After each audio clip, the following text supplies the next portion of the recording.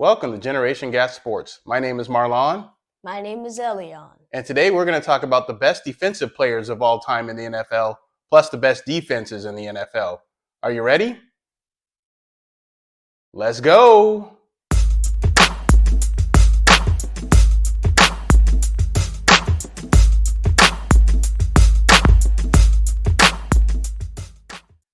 All right, we're going to start off with safeties today, and safeties don't usually get a lot of accolades, but we're going to start off with them because they deserve it. And I'm going to start off with my top three safeties of all time. And we're going to start off at number three. Actually, I'm just going to do two, but I want to give a shout out to a third one because I never saw him play, but I do want to give a shout out to him. And his name is Emlyn Tunnell. And he is actually the all-time leader in picks in the NFL with 79. He played in mostly the 50s, so I didn't see him even in this generation. I was not around in the 50s. I'm not a boomer. I'm Generation X. But I want to give a shout out to him because he must have been great because they didn't even throw the ball that much back then. Number two, I'm going Ed Reed. That Baltimore defense was great, and he was one of the big reasons why it was great back then. Great safety. He tackled well. He hit well. He covered well. He knew all the positions he was supposed to be on the field. And that's why he was on one of the greatest defenses of all time. He helped make that happen. So I'm going with Ed Reed as my number two. And number one, well, you might see, I'm a Generation X guy. I grew up watching the 49ers in the 80s. So I obviously watched this safety, and that's Ronnie Lott. Ronnie Lott, again, like Ed Reed, one of the greatest hitters of all time, was in the right positions, won 4 Super Bowls. It wasn't just about Joe Montana and Jerry Rice. It was also about Ronnie Lott. And so that's why he's my number one safety of all time. I'm going to pass it over to my partner here and see what he thinks. All right, so for my number three safety, it's gonna be Paul Cross, who is actually the leader in interceptions with 81, not 79. I got corrected. Someone did better research than me. Or maybe my research was older. Who knows? Yeah. I know you didn't see Paul Cross play, though. Well, I have seen clips, though. And he was a big part of a lot of the Super Bowls with the Vikings when he played, getting picks. He had 24 picks in his first 3 seasons, which is great. So he's honestly just a great player. And then for number 2, Ed Reed. Honestly, one of the best safeties in league history. Has 60-plus picks in his career. And even though he made a few mistakes in his rookie year, if you look at those clips, he was a great player for a long time in his career. So then for number 1, Troy Polamalu. That's what I'm going with. One of the best safeties in the league. And some of the best hair in the history of the league. Yeah. Still making hair commercials. So what I like about him is that if you look back in his history, the coach actually let him do like whatever he wanted on the field. Bill Cowher. Yeah. And Mike Tomlin. So they let him do whatever he wanted. And what he did, he liked to, it's like he knew the snap count. He could just run in and then just jump the line and then sack. Check YouTube. There are lots of videos of Troy Polamalu just getting the snap count exactly right. And then there's lots of clips of people not quite getting it right. Yeah. Like you see that like every day. Those are the fails. Yeah. But he was an exception. He could just easily jump that line and you never knew when it was coming. So that's why I think he's one of the best safeties. Yeah, I think Troy's a great pick. I definitely had him in my top 5. Great hitter. I don't know how you left Ronnie Lott off a year or two, but you probably didn't watch him play much and didn't watch enough clips. But I have seen Ronnie Lott. Like he was a big part of that San Francisco D. Basically, the heart. He was and soul. The biggest part of it. Yeah. He was the heart and soul. I've even seen pictures of people holding up signs that said "Heart and Soul of the San Francisco 49ers." I just think he probably got a little overshadowed by that great offense with Joe Montana, Jerry Rice, Roger Craig. Most people remember those 49er teams for their offense. We are going to move on to the best cornerbacks in the NFL history. And this time, I'm going to let my partner start. Number 3, I'm going Rod Woodson. One of the best cornerbacks in NFL history. Was a great with the Pittsburgh Steelers. He also played many other positions. He played strong safety and free safety. He went around in all those positions. had a lot of picks. It was very good with that Pittsburgh Steelers D. So number 2, Charles Woodson, another Woodson. So I think he was also a great player. He played for a long time, and he was very good. Whatever time he played, had 13 touchdowns as a defensive player, which is great. And then for number 1, obviously Deion Sanders, Prime time. one of the greatest. Prime time. Everybody was fired. Prime time. All right, I'll let you finish. Everybody was fired up when he went against Jerry Rice, and boy, was that something to see. He's one of the greatest. He was a returner. He's even been on the offense, special teams, all that. One of the greatest. Yeah, one of the greatest pitchmen, too. That's a great list. I like your list. I like your list a lot. You may hear some similar names on my list. I'm going to start off with one that I didn't get to watch a lot, but I heard a lot when I was growing up, and then I've watched some clips of him. And that is Night Train Lane. I don't actually even know his actual real name, but I've seen the clips of him hitting people and knocking them upside the head. He played back when defenses were nasty back in before the 80s and 90s. So I'm going to go with Night Train Lane as my number 3, or maybe that's just a shout out. My number 2 and 1 are just like are similar to my partners here. Number 2 for me is Rod Woodson. He was great. He was great with sacks. He actually was great with forced fumbles, and that's coming from the cornerback and later in his career the safety position. And he's I believe, maybe I'm going to get corrected again, 3rd on the NFL list of interceptions. So that makes him pretty good. He also played a long while, and he only transitioned to safety because he had an injury. And then when he came back, they thought he would be a better safety. And he ended up being an all-pro safety too. So he's just a great defensive back, period. And number 1 is the only primetime neon Deion Sanders. Now, he's definitely from my generation. I watched him in college. I watched him in the pros. He made some questionable music videos, but he definitely was entertaining, had all the dances. The only reason I think he doesn't lead the NFL in interceptions is because quarterbacks got scared to throw it to him. He used to bait quarterbacks to throw it to him. That's how he got his interceptions. He would be a little away from the receiver and then use his speed to take it. And he took 9 of those picks back for touchdowns. So number 1 has got to be primetime, neon Deion Sanders. Next up, we're going to head to linebackers, which is probably my favorite defensive position. And again, I'm going to let my partner start off with the linebackers this time. So tell us, who are your top linebackers of all time? All right, so this is going to be a very interesting list. Number 3, this might be a little bit of a surprise, but I'm going with Brian Urlacher. Okay. I think he was a great player with the Bears. He could do anything. I think he could pick the ball. He could sack the QB. He'd guard people. He could do all that. So then number 2, Ray Lewis, the part of the great 2000 Ravens defense. He was just great. Like, he'd fire up his team. He had the great dance moves before each game. Often imitated, never duplicated. Yep, he's just been great all around. 2,000 plus tackles. That is great.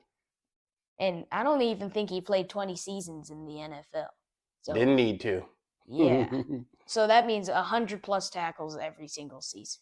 So he's just a great player. Mm-hmm. Number 1, Lawrence Taylor. By far, well, not by far, but what I think, the greatest linebacker in history. Got a few people had their careers done. He could sack the QB. Everybody. Joe Theismann. You better watch out. All the quarterbacks were nervous whenever they played this defense because he's coming straight through that line and coming to get you. So you know. All right, that's a great list, and I'm glad you paid homage to some players that were probably before your time watching. I'm gonna have 2, but I want to give some shout outs to a couple players that I couldn't really rank, but I just want to make sure I mentioned them. Mike Singletary, he didn't quite make my list, but he was part of that 85 Chicago Bears, and he was the captain. He's the one with the intense eyes. He ran the defense. He was a pretty good coach too, so I got to give him a shout out. I also have to give a shout out to Dick Butkus. There's a reason they call the college football best linebacker award the Butkus Award. Did you know also that the high school best linebacker award is called the Dick Butkus Award? He was a mean, nasty player and seemed like a nice guy off the field, but he was a great linebacker. So I just wanted to make sure I gave him a mention. And now I'm going to go on to my top two linebackers, and they're going to sound familiar. My number two is Ray Lewis. For all the reasons my partner mentioned, and he was a two-time defensive player of the year, which is pretty amazing. He anchored a lot of defenses. He was coming from the middle linebacker position, so his sack numbers don't look great because that's not really what most middle linebackers do. That's more of an outside linebacker thing. But he had great tackle numbers, and he really ran the defense and made sure you couldn't get anywhere.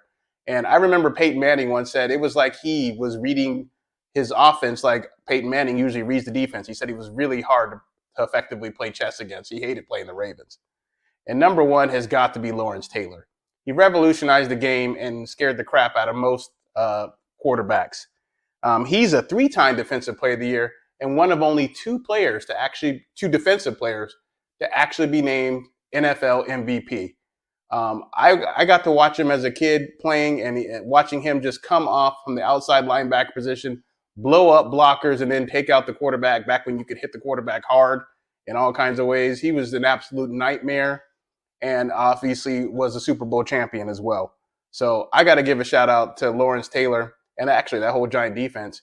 But he revolutionized the game. He made the linebacker sack a big thing, and people had to change how their offenses were run to stop him. Which didn't work too well. Didn't work too well. I think there are quarterbacks who still have nightmares about Lawrence Taylor. And he was a pretty big personality off the field, too.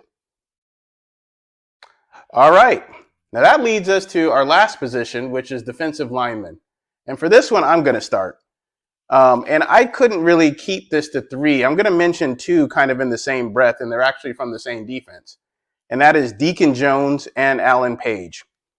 Deacon Jones and Alan Page played before they started recording sack numbers, but people have gone back and watched video and think they had somewhere around 170 to 180 sacks. And for Alan Page especially, that's pretty impressive because he was actually coming from a defensive tackle position.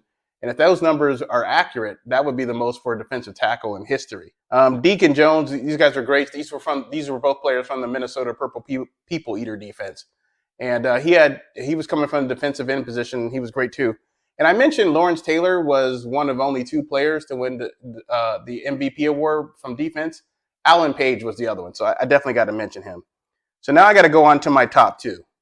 Number two is actually number one all time in sacks, but sacks aren't everything, and that's Bruce Smith. And he was not only good or great when he played, but he was good for a very long time. The only thing he doesn't have is the Super Bowl ring.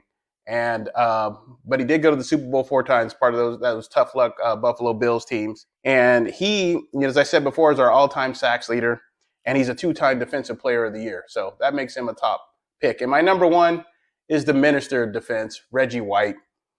He's had 9 consecutive seasons of 10 sacks. He was great against the run and the pass, and he was known for saying, "Jesus is coming. Jesus is coming." And when he said that, you was about to get knocked over if he was an offensive lineman.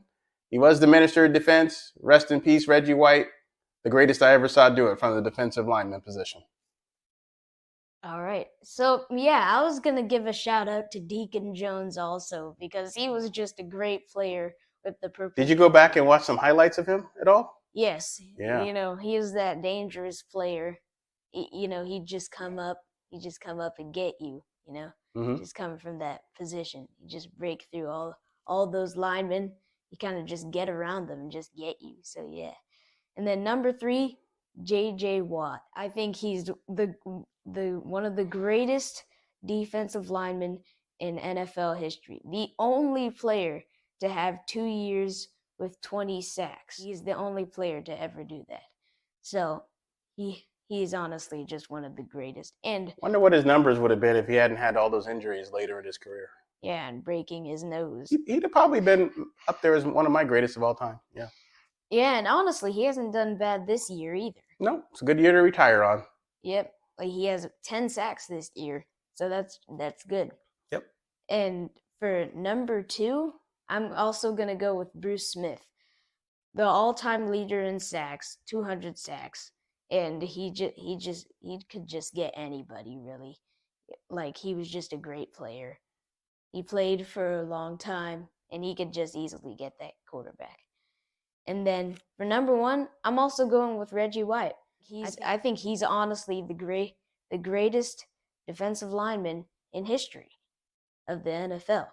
So he also had 13 consecutive Pro Bowls, which is a way better resume than Bruce Smith, which is why I have him ranked number one.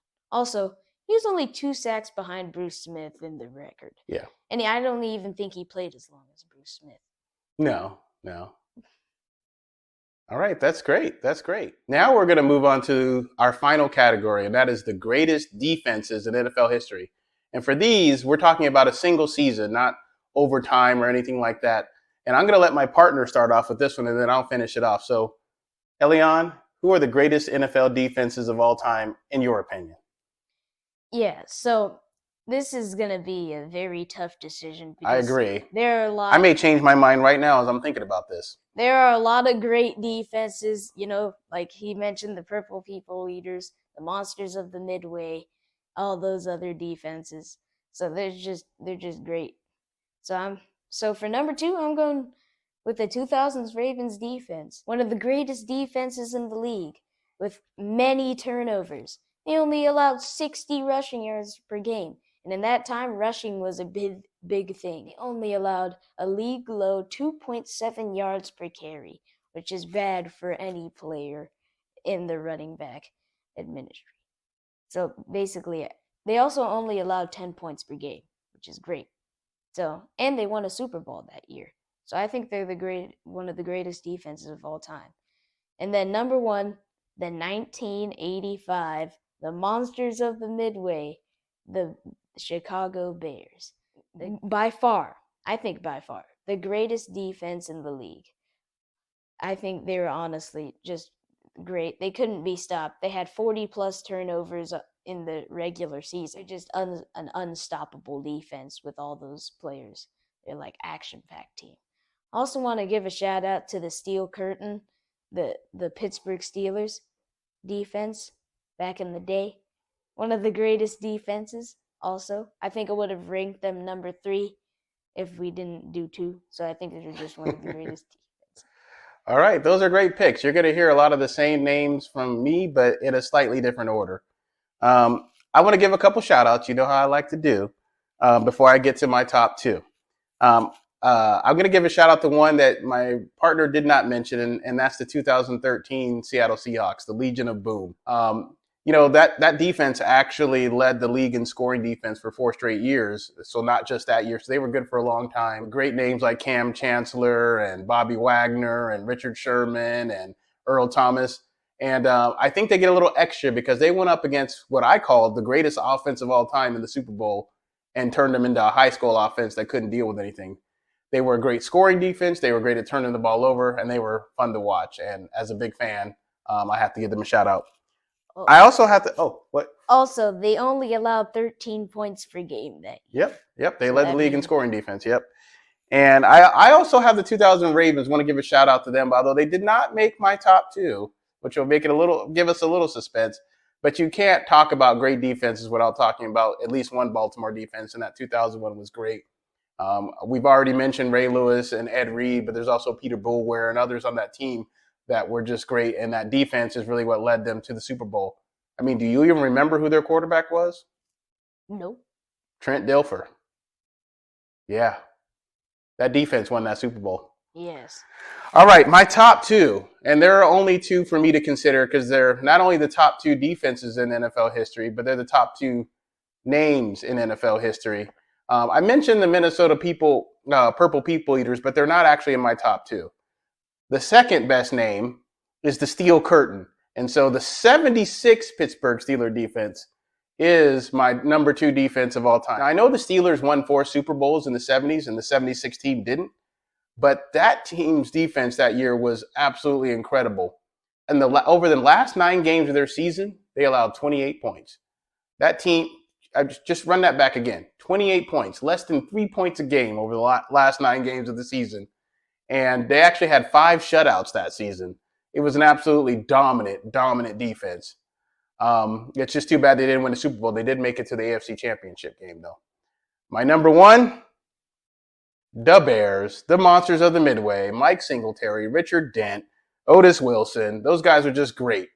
Absolutely great. And they had the greatest rap video of all time for an NFL team with the Super Bowl Shuffle.